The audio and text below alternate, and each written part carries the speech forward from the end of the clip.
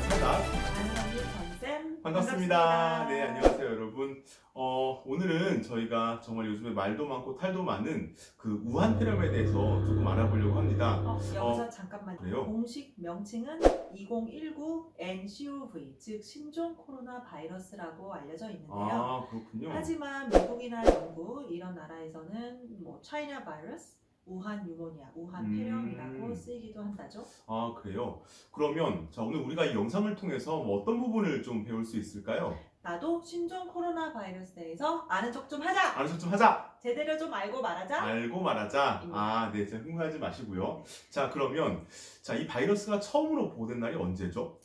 이름에서도 알 수 있듯이 네. 2019, 즉 2019년도 마지막 날인 12월 31일 날에 세계보건기구의 최초로 보고가 아, 됩니다. 그래요? 네. 자, 그러면 이제 바이러스가 무엇인지에 대해서 먼저 좀 살펴볼까요? 네, 바이러스도 우리처럼 이렇게 유전자로 구성되어 있는 걸로 알고 있고 또 증식하고 싶어하는 그런 본능이 있는 걸로 알고 있는데 과연 어떤 차이점이 있나요?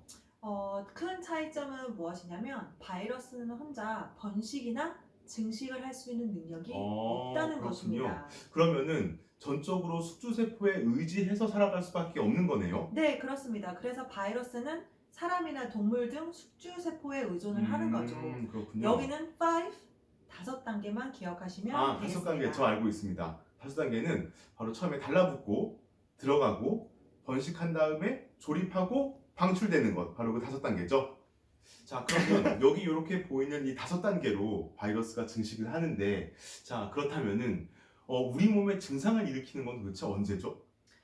바로바로 마지막 단계인 5th, 방출될 때입니다. 아, 방출될 때요? 뻥 터질 때네요, 그러면 그래서 지금처럼. 이때 하이파이브를 한번 하고 네. 세포가 죽거나 손상이 되면서 면역 반응을 일으키는 것이죠. 그래서 우리 몸에는 열이 나거나 기침, 가래, 설사 그런 동반되는 증상이 나타나는 것입니다. 그렇군요. 그러면은 그 바이러스마다 잠복기가 다 다른 건데 왜 이렇게 질환들은 또 이렇게 다르게 나타나는 거죠? 그것은 바로 자물쇠와 열쇠를 생각하시면 되는데 네. 바이러스 표면막에는 여러 가지의 열쇠가 있다고 생각하시면 되고 네. 우리 몸 세포막에는 여러 자물쇠가 있다고 생각하시면 됩니다. 그래서 만약에 그 열쇠와 그 자물쇠가 딱 맞아 떨어진다면 아주 딱 맞아 떨어져야 됩니다. 여기 있는 열쇠하고 여기 있는 자물쇠가 이렇게 만나서 딱 맞아 떨어지면 그렇죠. 그 바이러스가 우리 몸 세포 안에 들어와서 그렇습니다. 아까 말씀하신 5단계를 거쳐서 네. 방출이 되는 거네요. 자, 그러면 여기까지 우리가 좀 들었는데 좀 바이러스에 대한 이렇게 필이 좀 오시나요? 필이? 자, 이제 그러면 좀 바이러스를 좀 이렇게 잡아볼 준비를 좀 해볼까요? 자, 그러면 도대체 이 바이러스는 도대체 왜 이렇게 많이 변이가 생기고 진화를 해서 우리를 힘들게 하는 거예요? 어렵지 않습니다.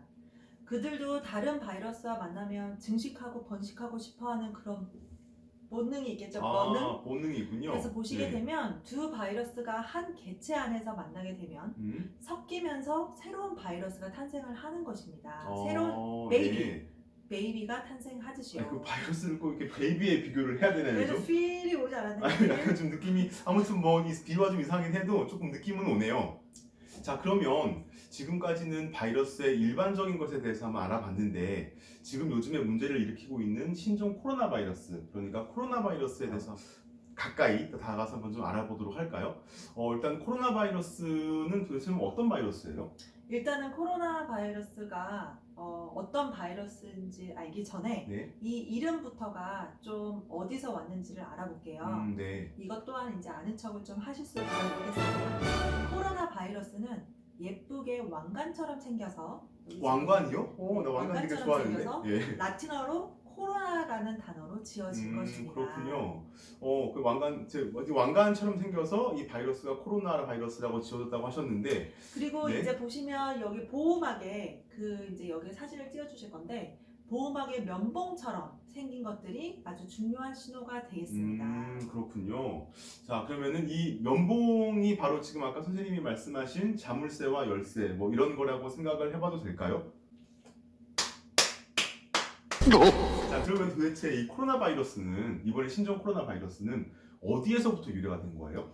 일단은 알려진 바로는 뱀이다 박쥐다라는 논란이 되게 많았는데 네. 다음에 보실 연구 보고서에 따르면은 박쥐라고 밝혀졌습니다. 약간 사실 근데 그 논란이 좀 있지 않나요? 아직까지 논란의 그렇죠? 대상이고 네. 제가 개인적으로 궁금한 것은 뱀을 드시겠어요? 박쥐를 드시겠어요? 선생님 뭐 드시겠어요? 그래도 뱀. 네. 1월 23일에 발표된 보고서에 의하면 박쥐에서 발견된 바이러스와 유전적으로 몇 퍼센트? 96%. Yes, 일치한다고 하였고 네. 또 발표하면서 얼마나 확신에 찼으면 선전포고까지 했습니다. I will be very surprised if this were snake virus. 그러니까 이게 정말 뱀에서 나온 바이러스라면 내 손에 장을 지지겠다. 이렇게까지 확신에 찬 모습을 보여준 것이죠. 네, 그렇습니다. 자, 그러면 우리가 최초로 발견된 시점을 알았고 그 후로는 어떤 일이 있었는지 타임라인을 좀 살펴보겠습니다. 그래요. 그러면은 중요한 날짜를 한번 살짝 빨리빨리 한번 좀 짚어보죠. 자, 12월 31일에 신종 코로나 바이러스에 대해서 최초로 보고를 했고 또 이날 같은 날 그 미국 질병관리예방센터에서 의심되는 씨푸드 마켓을 폐쇄를 시킵니다. 씨푸드? 수산물 예. 시장입니다. 근데 이제 이름이 수산물 시장인데 사실 뭐 거기서 뭐 이것저것 뭐 고기, 박쥐, 뱀 뭐 이런 것들을 다 파는 것 같아요. 그런 시장이었죠. 네, 그래서 여기서 잠깐 지도를 보고 가시겠습니다. 자, 보이시면 베이징은 뿅 여기, 베이징, 우한은 뿅 여기, 우한. 그리고 그 근처에 후아난 씨푸드 마켓이라고 폐쇄된 시장이 보이시겠습니다. 네, 바로 이곳입니다. 자, 그리고 같은 날 아까 말씀드린 것처럼 박쥐에서 코로나 바이러스가 전염된 것을 거의 확진하게 됩니다. 반면 1월 25일에는 희망적인 소식을 듣게 됩니다. 무엇인가요? 그것은 바로 그 상하이에 있는 한 의료센터에서 신종 코로나 바이러스에 영향이 있을 법한 30가지의 약을 발표하게 되는 건데요. 그리고 또한 좋은 소식. 다음날 바로 질병관리예방센터에서는 신종 코로나 바이러스에 대한 백신 치료 연구가 시작되었다고 공식 발표를 하게 됩니다. 상당히 희망적인 소식이네요. 네, 희망을 잃지 말아야 되겠죠. 응급실 상황에 대해서 조금 설명을 해주실래요? 1월 27일부로 감염병 위기 경보 단계가 주의에서 경계로 격상하게 되었습니다.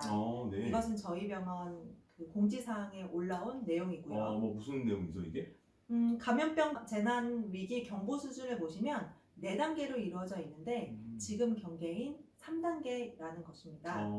그럼 참고로 2003년도에 사스가 경계 단계였고 그리고 메르스가 주의 단계였네요. 네, 그래서 이번 신종 코로나 바이러스는 경계라는 단계로 이제 격상된 것 자체가 아주 큰 의미가 있는 것입니다.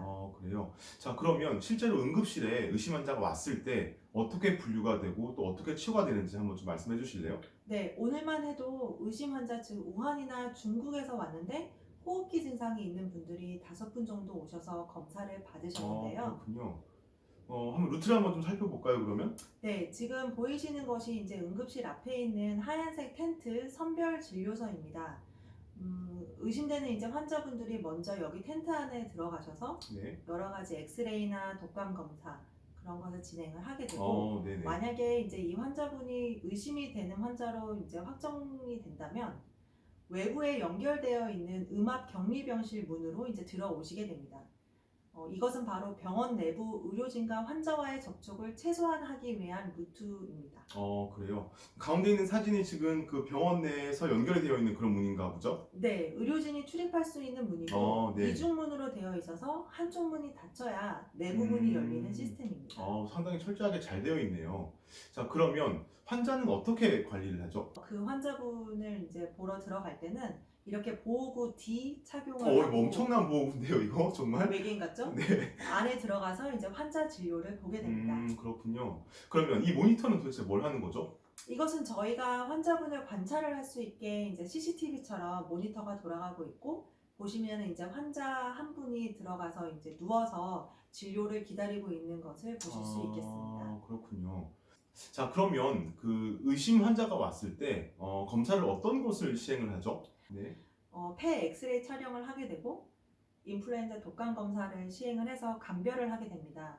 그리고 또한 혈액 검사 등을 시행을 하게 되는데 이제 예를 들어서 인플루엔자 독감이 음성인데 엑스레이나 혈액 검사에서 염증 소견이나 폐렴, 호흡기 질환 소견이 보이면 확진 검사를 진행하는 것이죠. 그래서 검체를 채취를 해서 바이러스의 유전체가 검출이 되는지 확인하는 작업을 하는 것입니다. 자, 그러면 이 영상 중에서 제일 중요하다고 볼 수 있는 내용이니까 한번 끝까지 놓치지 말고 꼭 한번 좀 들어주세요. 이것만이 신종 코로나 바이러스를 예방할 수 있는 길이다. 이겁니다. WHO에는 두 가지로 분류해서 충고를 하고 있는데요. 네. 첫 번째는 protect yourself and others from getting sick. 그리고 두 번째는 stay healthy while traveling. 네, 무슨 뜻이냐? 너 자신을 그리고 그 다른 사람을 보호해라. 너 자신을 그리고 다른 사람을 보호해라. 그리고 여행을 다녀야 한다면 건강하게 다녀라. 뭐 이런 얘기입니다. 자, 그래서 다들 뭐 너무나 잘 아시겠지만 그 비누나 이렇게 알코올로 손 세정을 잘 해주시고 기침이나 재채기나 그런 것을 할 때는 팔을 굽히거나 이렇게 하시거나 휴지를 가지고 다니면서 휴지에다가 하고 열이 나거나 감기가 있던 그런 환자들은 조금 멀리 하시고 고기나 계란은 반드시 푹 익혀서 드시기를 바라고요. 그리고 가능하면 팜 애니멀은 조금 피해라. 지금까지 신종 코로나 바이러스 과연 어떻게 예방할 수 있을지에 대해서 한번 좀 알아봤는데요. 확실한 치료법이 없다 보니까 아무래도 예방이 제일 중요한 것 같아요. 그 구독자분들 정말 건강하게 큰 탈 없이 지금 이 신종 코로나 바이러스의 위기를 좀 잘 넘기셨으면 좋겠습니다. 자, 지금까지 옆집 의사 차다 그리고 아는 언니 권쌤이었습니다. 다음 시간에 봬요.